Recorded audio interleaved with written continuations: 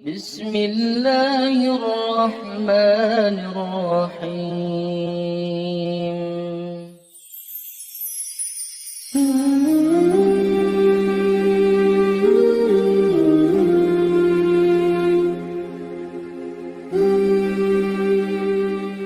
Assalamualaikum warahmatullahi wabarakatuh. Sahabat beriman, Alhamdulillahirabbil alamin.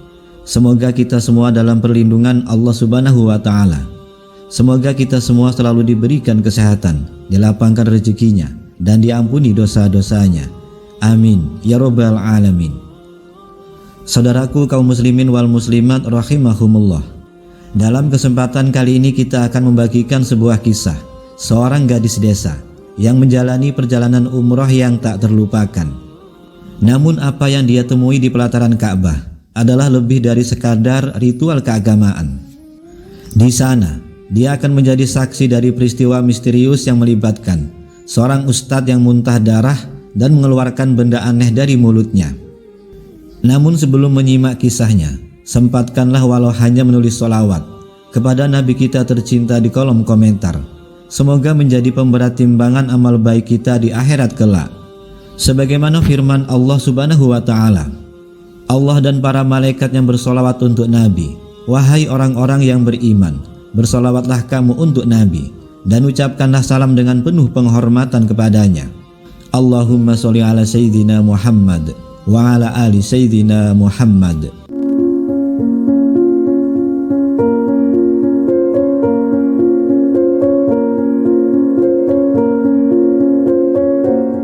Sahabat beriman, dalam sebuah kampung kecil, hiduplah seorang gadis bernama Susanti. Susanti adalah sosok yang penuh dengan kebaikan dan kesederhanaan. Setelah ibunya kembali dari perjalanan umroh, Susanti melihat perubahan yang begitu besar dalam dirinya. Wajah ibunya bersinar dengan ketenangan yang luar biasa, dan cerita-cerita tentang pengalaman spiritual di Tanah Suci membuat hati Susanti bergetar. Dalam keheningan malam, Susanti duduk di ambang jendela kamarnya, memandangi langit yang berkilau bintang. Dalam hatinya, terbesit keinginan untuk menjajahkan kakinya di Tanah Suci pun berkobar-kobar.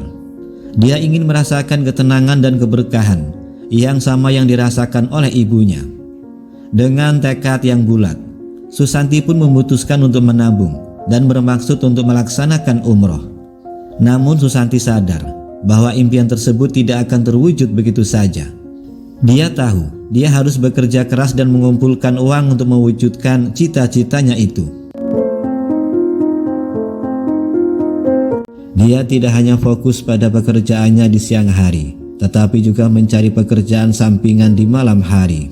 Meskipun lelah, dia tetap bersyukur atas setiap peluang yang datang kepadanya, karena dia tahu setiap langkah kecilnya membawanya lebih dekat pada impian untuk mengunjungi Tanah Suci.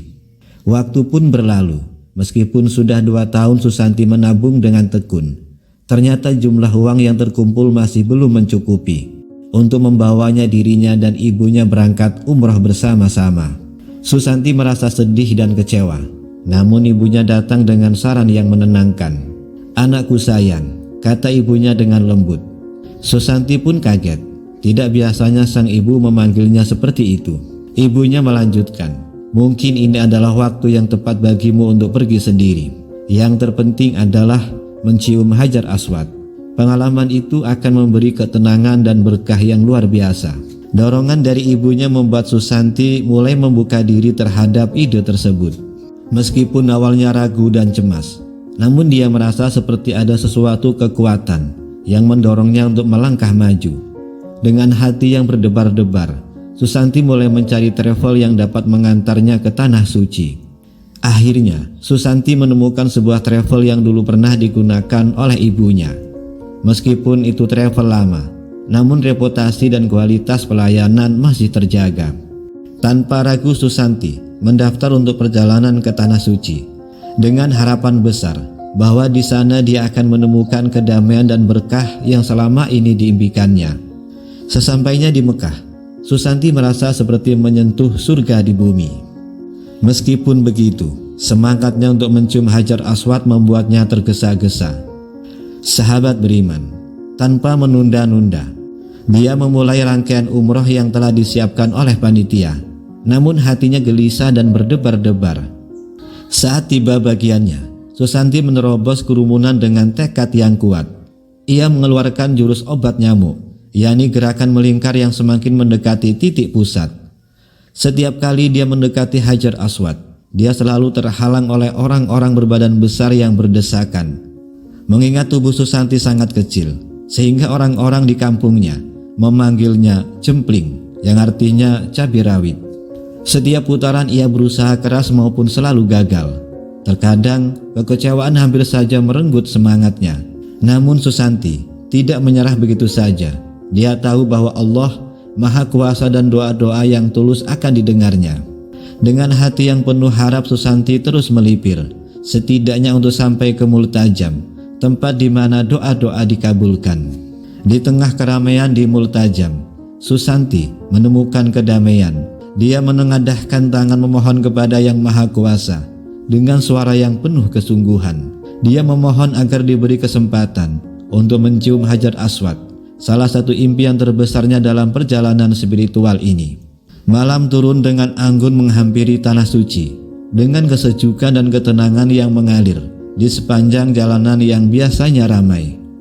Di tengah malam yang sunyi, Solihin, ustadz pembimbing dengan cahaya semangat di matanya, berkumpul bersama para jamaah untuk memberikan nasihat.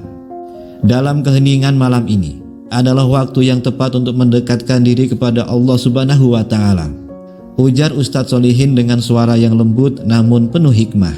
Bagi yang memiliki keinginan silahkan pergilah tawaf atau mencium Hajar Aswad karena cenderung sepi. Namun ingatlah, bagi wanita syaratnya adalah harus ditemani oleh mahram. Susanti merasa hatinya terhimpit.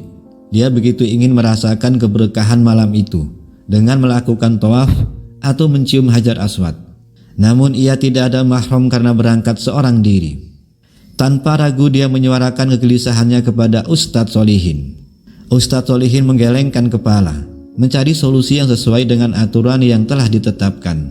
Namun tiba-tiba sebuah ide brilian namun agak nakal menyapanya. Dia berpikir keras sejenak, kemudian tersenyum sambil menatap Susanti. "Susanti, bagaimana jika kamu digandengkan dengan Pak Maryanto?" tanyanya.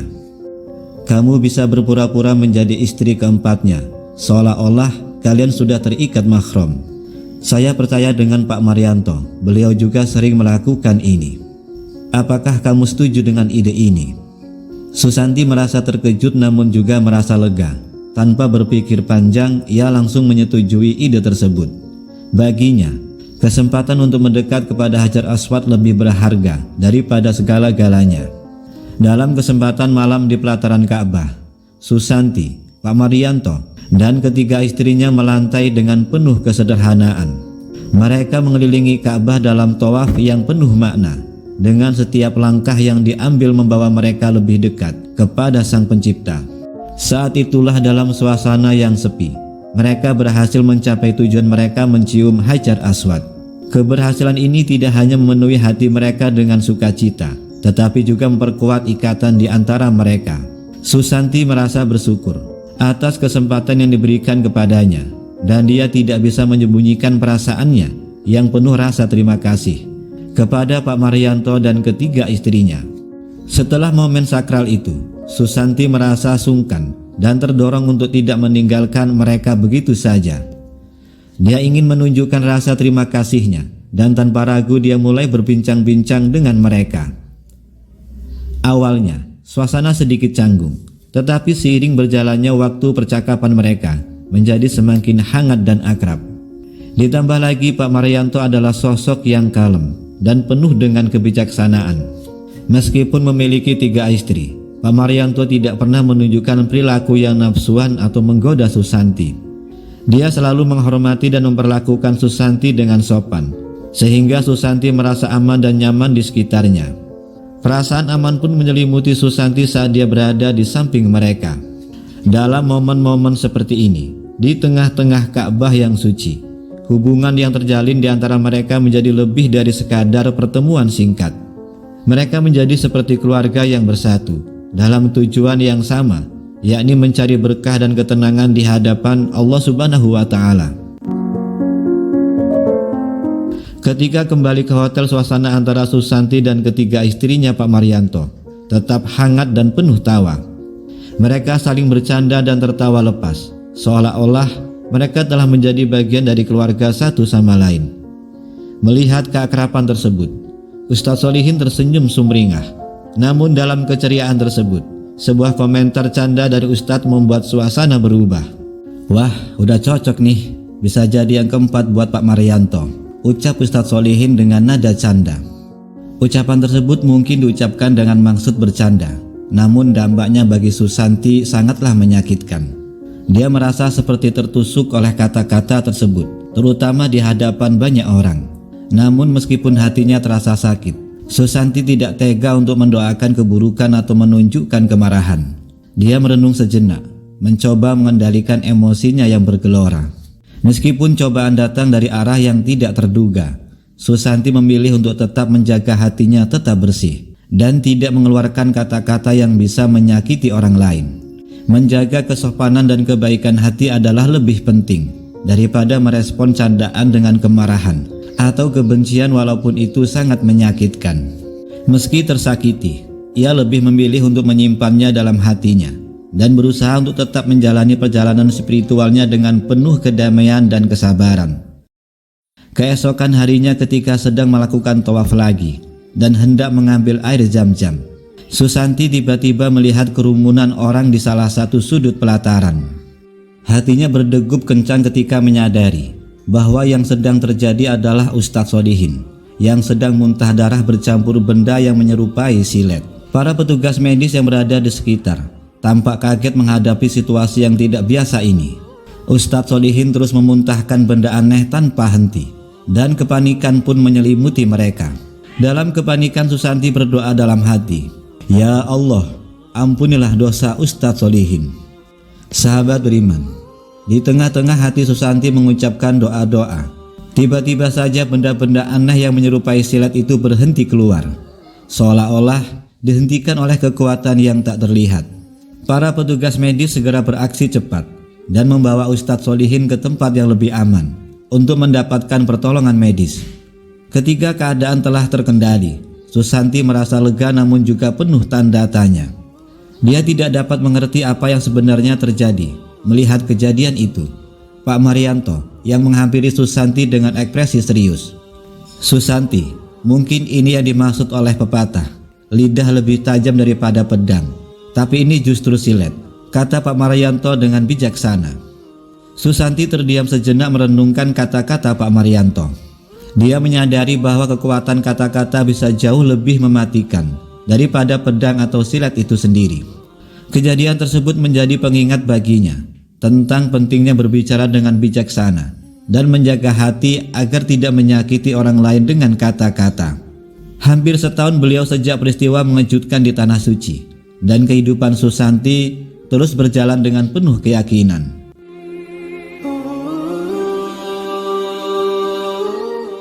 Pada suatu hari, Susanti kembali ke agen travel yang sama, tempat dia dulu mendaftar untuk umroh.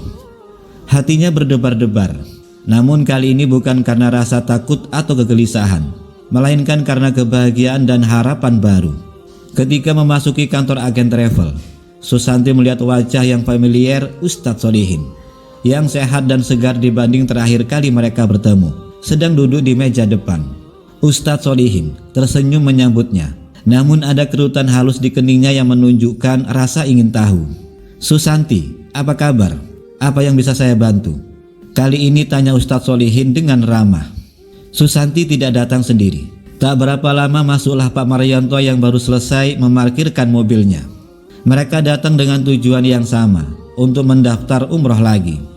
Namun kali ini ada sesuatu yang berbeda. Dengan suara yang tenang namun penuh keyakinan, Susanti berkata, "Saya ingin mendaftar umroh lagi, namun tidak sendiri. Kali ini untuk 5 orang atas nama Pak Marianto dan keempat istrinya." Ustadz Solihin terkejut, mulutnya menganga dan matanya membesar. "Keempat istrinya?" tanya tak percaya dengan apa yang didengarnya.